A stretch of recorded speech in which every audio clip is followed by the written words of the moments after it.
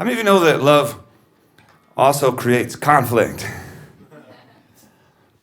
They don't teach you that part in school or in church. So there's a lot of time you love a lot of things, and you got to figure out how to love. Loving isn't the problem.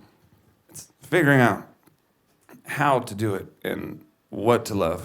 That's the problem. I think that a lot of times we feel like our loves are handed to us, but a lot of the things we think, well, they are they are handed to us. I think a lot of us think that our loves just sort of happen from the inside out, when the truth is a lot of what we think and desire is handed to us from the outside.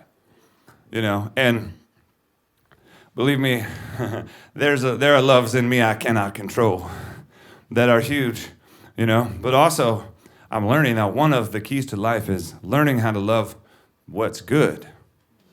Is learning how to love what's good. And learning how to organize my loves. That's not cool or exciting to talk about. But I've always had this desire in my whole life to reach out, to extend myself beyond the boundaries that I know and to push into the unknown. And it's been a fascinating life. It brings me here today to be with you, but I love the road. I love the travel. I love the people. I love the food.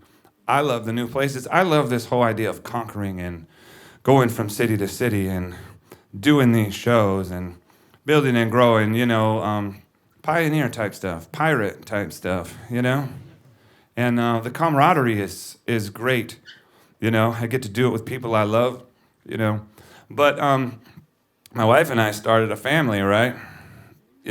And we have these wild loves at home now. And I would leave, and it'd be too much love for my wife to deal with on her own.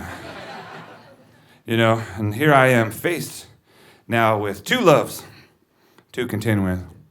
One love of what I do, of what I create, of where I go, of my love of the conquest, my love of the ministry, my love of, and then that love begins to compete with my love at home. And all of a sudden I had this whole idea of these. I created a word. I call it Wilderlove. The Wilderlove is this thing inside of us that drives us forward.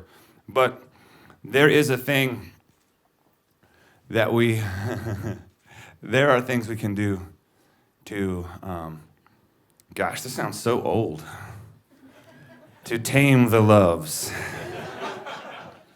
Actually, no. I realized something. I had a revelation.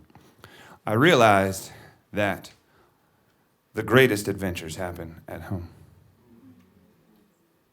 And that oftentimes being out on the road, I was missing out on some pretty incredible adventures.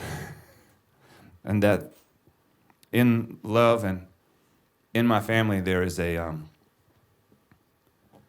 could travel the entire world over and over, but I would never exhaust the depths and the places that I can go with these little crazy people that live in my house. This song used to be cool until I explained it. It's called Wilderlove.